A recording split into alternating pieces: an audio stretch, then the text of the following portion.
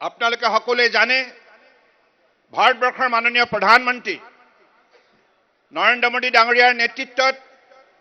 যোৱা 10 বছৰে ভাৰতবৰ্ষক বিশ্বৰ অন্যতম শ্ৰেষ্ঠ ৰাষ্ট্ৰ হিচাপে গঢ়ি তোলাৰ উদ্দেশ্যে বিকশিত ভাৰত নিৰ্মাণ কৰাৰ উদ্দেশ্যে নিৰন্তৰভাৱে ভাৰতবৰ্ষৰ প্ৰতিখন ৰাজ্যক ভাৰতবৰ্ষৰ বুকুত থকা 140 কোটি জনগণক আস্থা আৰু বিশ্বাসত লৈ যি যাত্ৰা 2014 চনত মোদী ডাঙৰীয়া আৰম্ভ কৰিলে সেই যাত্ৰা আজি 10 বছৰ সম্পূৰ্ণ হৈছে আৰু এই 10 বছৰ সম্পূৰ্ণ হোৱাৰ সময়ত আমি সকলোৱে প্ৰত্যক্ষ কৰিছে যে ভাৰতবৰ্ষৰ প্ৰতিখন গাঁও প্ৰতিখন চহৰ আজি অসমৰ প্ৰতিখন গাঁও প্ৰতিখন চাহ বাগিচা প্ৰতিখন চহৰ পাহাৰ ভৈয়াম বৰাক ব্ৰহ্মপুত্ৰ উত্তৰ পূৰ্বাঞ্চলৰ প্ৰতিখন ৰাজ্য এই বিকাশ যাত্ৰাত শক্তিশালীভাৱে অংশীদাৰ হৈছে আৰু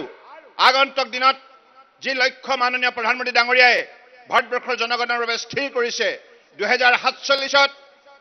ভাৰতবৰ্ষৰ স্বাধীনতা লাভ কৰা 100 বছৰ সম্পূৰ্ণ হ'ব অৰ্থাৎ আৰু 25 বছৰ বাকি এই 25 বছৰ সময়ত আমি বিশ্বৰ আটাইতকৈ শক্তিশালী অৰ্থনীতি হিচাপে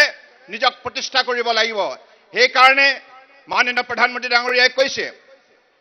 বিকশিত ভাৰত সংকল্প যাত্ৰা অৰ্থাৎ বিকশিত ভাৰত সংকল্প যাত্ৰা আমি বিকশিত অসম বিকশিত ভাৰত এই দৃষ্টিভংগীৰে আগন্তুক দিনত আমি সকলোৱে মিলি কাম কৰিব লাগিব আৰু অসমৰ মানচিত্ৰত থকা 3.40 কোটি মানুহক লৈ এইখন ৰাজ্যৰ বিভিন্ন জাতি জনগোষ্ঠী ভাষা-ভাষী ধৰ্মাৱলম্বী লোকে আজি ঐক্যবদ্ধভাৱে বিজেপি নেতৃত্বাধীন এনডিএ চৰকাৰখনৰ যেনেধৰণে আন্তৰিকতাৰে সহযোগিতা আগবঢ়াই আহিছে তাৰ বাবে আজি মাননীয় প্ৰধানমন্ত্ৰী ডাঙৰীয়াই আগবঢ়োৱা প্ৰতিটো আঁচনিৰ আজি সুফল অসম তথা উত্তৰ পূৰ্বাঞ্চলে পাবলৈ সক্ষম হৈছে অসমৰ 14টা লোকসভা সমষ্টি সমান্তৰালভাৱে প্ৰগতিৰ পথত আগুৱাই গৈছে ডিব্ৰুগড় লোকসভা সমষ্টিৰ এটা সুকীয়া ঐতিহ্য আছে এই লোকসভা সমষ্টি ইংৰাজৰ দিনৰ পৰাই বিখ্যাত অৰ্থনৈতিকভাৱে সবল এই অঞ্চল বুলি এই অঞ্চল পৰিচিত 200 বছৰীয়া চাহ উদ্যোগৰ পৰা আৰম্ভ কৰি 150 বছৰ অতিক্ৰম কৰা তেল উদ্যোগ আৰু কয়লা কাঠ আৰু ইয়াৰ যিমানবিলাক সম্পদ সম্ভাৱনা আজি ইংৰাজৰ দিনতে এইবিলাকৰ উৎপাদন শক্তি বৃদ্ধি কৰা আৰম্ভ হৈছিল সেই সময়ত ডিব্ৰুগড় জিলাক পৃথিৱীয়ে চিনি পাইছিল কিন্তু ডিব্ৰুগড় তিনিচুকীয়া জিলাৰ সেই সময়ত এটা শক্তিশালী ঐতিহ্য ৰচনা কৰিবলৈ সক্ষম হৈছিল আৰু কিন্তু ইংৰাজৰ শাসনকালত এই ডিব্ৰুগড় অঞ্চলে তিনিচুকীয়া ডিব্ৰুগড়ে যিটো সুনাম বুটলিবলৈ সক্ষম হৈছিল স্বাধীনতাৰ আজি 75 বছৰ ভিতৰত 60 বছৰ কাল কংগ্ৰেছে ৰাজত্ব কৰাৰ সময়ত এই অঞ্চলবিলাক সম্পূৰ্ণৰূপে অৱহেলা কৰিলে সমগ্ৰ অসম তথা উত্তৰ পূৰ্বাঞ্চলক কংগ্ৰেছে অৱহেলা কৰাৰ বাবে মাহিয়াই দৃষ্টিৰে চোৱাৰ বাবে এই অঞ্চল পিছপৰি আছিল কিন্তু মাননীয় প্ৰধানমন্ত্ৰী নৰেন্দ্ৰ মোদী ডাঙৰীয়াই এই অঞ্চলৰ সম্পদ সম্ভাৱনা শক্তিক সঠিকভাৱে অধ্যয়ন কৰি আৰু গৱেষণাৰ যোগেৰে ইয়াৰ শক্তি চিনাক্ত কৰি তেখেতে যাৱতীয় পদক্ষেপ বিজ্ঞানৰ প্ৰযুক্তি যোগেদি যিবিলাক তেখেতে গ্ৰহণ কৰিলে আৰু লাখ লাখ কোটি টকা অসম তথা উত্তৰ পূৰ্বাঞ্চলৰ যাতায়াত যোগাযোগৰ পৰা আৰম্ভ কৰি শিক্ষা স্বাস্থ্য আৰু গ্ৰাম্য অঞ্চল উন্নয়ন চাহ শ্ৰমিকৰ ভৱিষ্যত শক্তিশালী কৰাৰ উল্লেখযোগ্য পদক্ষেপ এই সকলোবিলাক আজি বিভিন্ন জাতি জনগোষ্ঠীয়ে যেনেধৰণে মাননীয় প্ৰধানমন্ত্ৰী ডাঙৰীয়াৰ বলিষ্ঠ পদক্ষেপৰ বাবে আজি জীৱনটো শক্তিশালীভাৱে সজাবলৈ সুযোগ পাইছে আৰু এই সময়ছোৱাতে কংগ্ৰেছে 60 বছৰ কাল কৰিব নোৱাৰা কাম আজি মাননীয় প্ৰধানমন্ত্ৰী ডাঙৰীয়াই সততা নিষ্ঠাৰে সঠিক নীতি শক্তিশালী সিদ্ধান্তৰ যোগেদি আজি আমাৰ অঞ্চলবিলাক শক্তিশালী কৰি তুলিছে গতিকে অসমৰ বুকুত আজি বৃহত্তৰ অসমীয়া সমাজ আমি সকলোৱে ঐক্যবদ্ধ হৈ মাননীয় প্ৰধানমন্ত্ৰী ডাঙৰীয়াই যি লক্ষ্য স্থিৰ কৰিছে সেই লক্ষ্যৰ দিশে আমি আগুৱাই যাবলৈ সংকল্পবদ্ধ আজি অসমীয়া জাতি সম্পূৰ্ণৰূপে সুৰক্ষিত। অসমীয়া জাতিয়ে এতিয়া বিশ্বজয় কৰাৰ দিশত ধাৱমান হৈছে। আজি অসমীয়া যুৱক যুৱতীয়ে নিজৰ দক্ষতাৰে আজি ভাৰতবৰ্ষতেই নহয় বিশ্বৰ মঞ্চৰ পৰা সুনাম বুটলিবলৈ সক্ষম হৈছে বিভিন্ন ক্ষেত্ৰত। আমাৰ কেন্দ্ৰীয় মন্ত্ৰী ৰামেশ্বৰ তেলী ডাঙৰীয়াই তেখেতৰ 10 বছৰীয়া কাৰ্যকালত লোকসভা এই সমষ্টিটো যিমানখিনি ভাল কাম কৰিলে তাৰ বাবে আজি বিভিন্ন অঞ্চলত যথেষ্টখিনি উন্নয়ন হৈছে। গতিকে তেখেতৰ সৰলতা আৰু সততাৰে আজি তেখেতে কাৰ্যনিৰ্বাহ কৰাৰ বাবে আজি আমাৰ এই লোকসভা সমষ্টিত ভাৰতীয় জনতা পাৰ্টিৰ পৰা আৰম্ভ কৰি AGP অন্যান্য আমাৰ যিসকল মিত্ৰ দলৰ কৰ্মকৰ্তা সৰ্বসাধাৰণ ৰাইজ সকলোৱে উৎসাহিত হৈছে। গতিকে মই নিশ্চিতভাৱে আগন্তুক দিনত আমি সকলোৱে পৰম শ্ৰদ্ধাৰ যিসকল আমাৰ বিধায়ক আছে প্ৰতিগৰাকী বিধায়কে নিজ নিজ সমষ্টিত নিষ্ঠাৰে কাম কৰাৰ বাবে প্ৰতিটো সমষ্টি আজি তাৰিখত শক্তিশালী হৈছে, সকলো ক্ষেত্ৰতে জিলিকি উঠিছে। গতিকে সেইবাবে মই আশা ৰাখিছোঁ যে আগন্তুক আমি সকলোৱে মিলিত প্ৰচেষ্টাৰে এই সমষ্টিটোক ভাৰতবৰ্ষৰ বুকুত অন্যতম শক্তিশালী লোকসভা সমষ্টি হিচাপে গঢ় দিব লাগিব। আপোনালোক সকলো প্ৰস্তুত নে? প্ৰস্তুত নে? গতিকে আমি সকলোৱে মিলিত প্ৰচেষ্টাৰে আগবাঢ়িব লাগিব। আৰু আমাৰ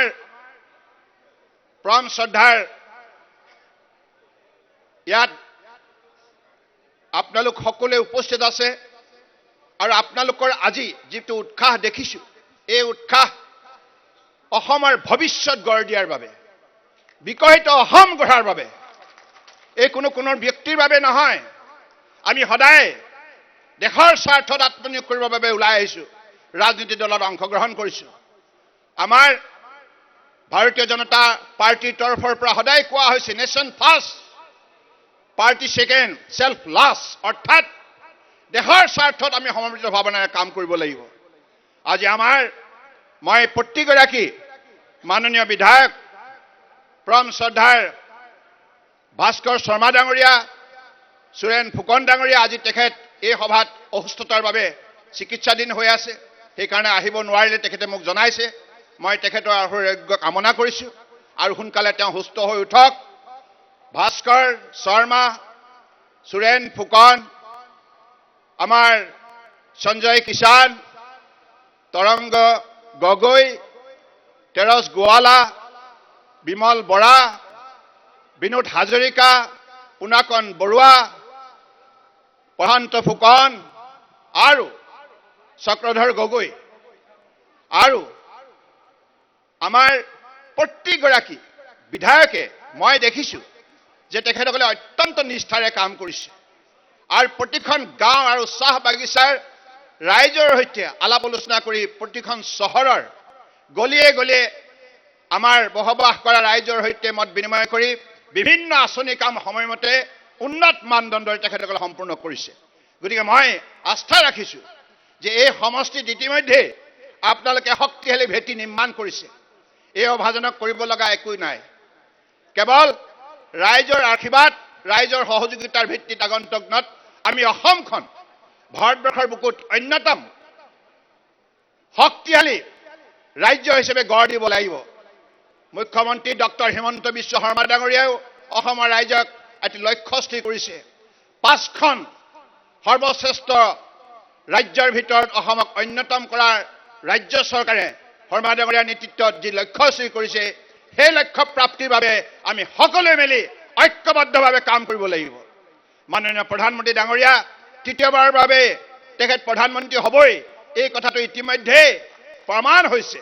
গতিকে সেইগৰাকী মহান নেতাৰ নেতৃত্বত আজি ভাৰতবৰ্ষই বিশ্বৰ প্ৰতিখন মঞ্চৰ পৰা সন্মান বুটলিবলৈ সক্ষম হৈছে। গতিকে মই আজি এই সভাত উপস্থিত থকা আমাৰ ডিব্ৰুগড় জিলা, তিনিচুকীয়া জিলা বিজেপি, AGP আৰু সন্মিলিত গণশক্তিৰ কৰ্মকৰ্তাসকল সকলোকে মই আজি এই সভা আপোনালোকে ঐক্যবদ্ধভাৱে যি পদক্ষেপ গ্ৰহণ কৰিলে আয়োজন কৰাৰ তাৰ বাবে আপোনালোকক ধন্যবাদ জনাইছোঁ। লগতে 2খন জিলাৰ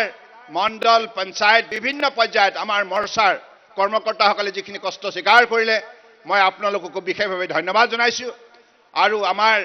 বুথ কমিটিৰ আৰু পিষ্টা প্ৰমুখ শক্তি কেন্দ্ৰ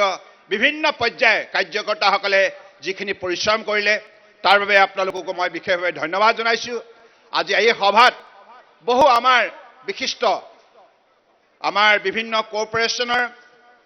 অধ্যক্ষ আৰু উপাধ্যক্ষ আছে। তেখেতসকলক আজি মই ইয়াত সামগ্ৰিকভাৱে তেখেতসকলৰ কথা মই কৈছোঁ যে সকলোকে মই ধন্যবাদ জনাইছোঁ। আপোনালোকে এই মঞ্চত উপস্থিত থাকি আমাৰ গোটেই অনুষ্ঠানটো শক্তিশালী কৰাত সফল কৰাত যিখিনি আন্তৰিকতাৰ সহযোগিতা আগবঢ়ালে তাৰ বাবে আপোনালোককো ধন্যবাদ জনাইছোঁ। সদৌ শেষত ৰামেশ্বৰ তেলী ডাঙৰীয়া আপুনি সদায় মোৰ লগতেই থাকিব লাগিব। আমি একেলগে কেম্পেইনলৈ যাম আৰু আমাৰ প্ৰতিগৰাকী বিধায়কে নিজ নিজ বিধানসভা সমষ্টিত আমাক ফ্ৰেণ্ড ফিলচফাৰ গাইড হিচাপে তেখেতে বিভিন্ন ঠাইলৈ ৰাইজৰ মাজলৈ তেখেতসকলে লৈ যাব আৰু এই ক্ষেত্ৰত আমাৰ জিলা মণ্ডল মৰ্চাৰ বিভিন্ন পৰ্যায়ৰ বুথ কমিটিৰ কৰ্মকৰ্তাসকলে সহযোগিতা আন্তৰিকতা নিশ্চিতভাৱে আগবঢ়াব। এইখিনিকে কামনা কৰি সাংবাদিক বন্ধুসকল আপোনালোকে এই অনুষ্ঠানটোত আজি যিখিনি কষ্ট স্বীকাৰ কৰিলে তাৰ বাবে মই আপোনালোককো ধন্যবাদ জনাইছোঁ। অসমৰ ৰাইজৰ আশীৰ্বাদ বিচাৰিছোঁ।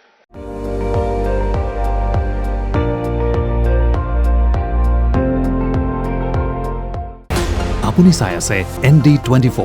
সৰ্বশ্ৰেষ্ঠ নহয় সৰ্বোত্তমৰ দৌৰত।